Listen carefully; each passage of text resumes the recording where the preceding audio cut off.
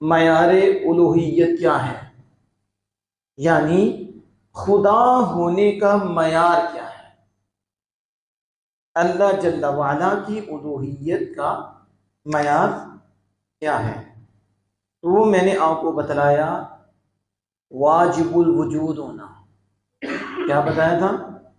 वाजिबुल, जिसने रोज़ा नहीं रखा वो बोले वाजिबुल वजूद होना।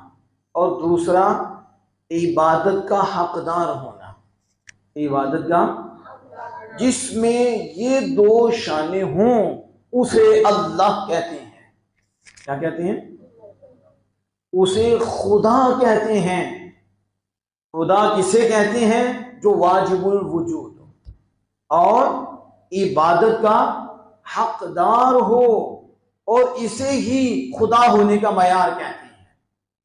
इसे ही उलूहियत का मयार कहते हैं कि जो इलाह होता है वो वाजिबुल वजूद और वो मुस्तहिक़ इबादत होता है, वो मां सिवा अल्लाह के कोई भी नहीं।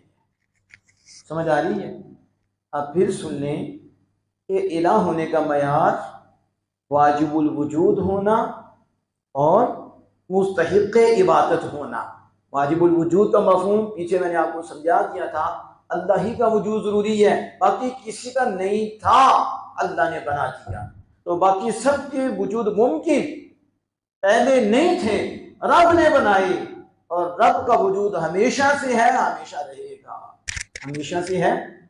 और उसका वजूद किसी का मोहताज नहीं, बाकी जिसका भी वजूद है वो अल्लाह का मोहताज है, वो अल्लाह ने बनाया है।